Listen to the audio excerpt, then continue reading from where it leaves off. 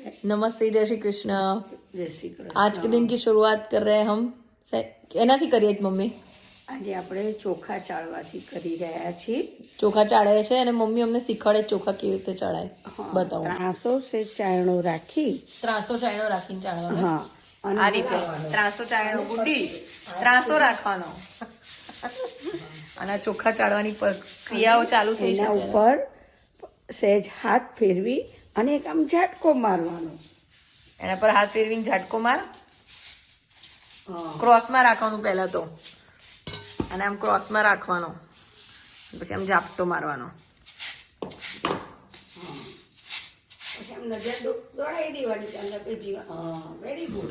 મને આમાં આપી દે એટલે હું આમાં બતાવી દઉં કે કેવી રીતે એને વીણવાના।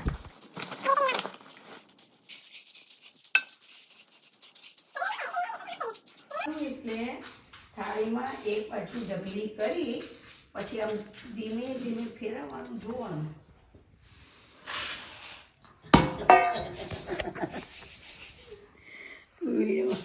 તમે એમ કેમ તો હું તો ચાળવાના છે ને, ચાળવાના તમે શું કામ ચાળો એવું કરું ના ચાળું? હા તમે એ ચાણો ચા તારું વિડીયો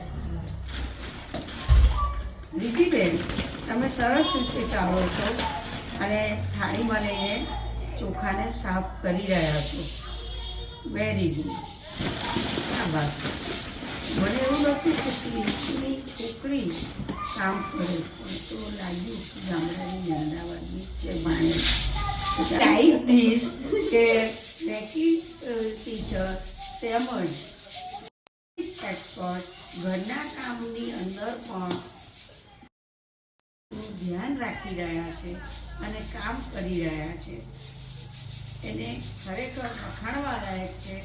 કોંગ્રેચ્યુલેશન દીદીબેન, થેન્ક યુ વેરી મચ।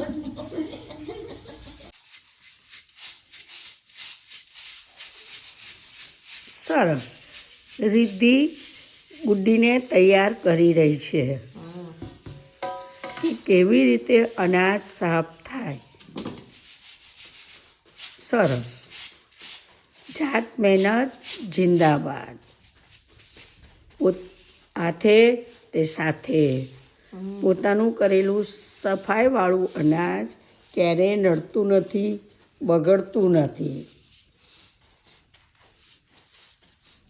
પણ ધ્યાન રાખીને અનાજ ચારે બાજુ ઉડવું ન જોઈએ, જેને કારણે ઝીણી જીવાત થાય। Mummy thank you so much. બસ, કારણ કે આટલું હજી આ બે છે ને જોશે। જય અન્નપૂર્ણા।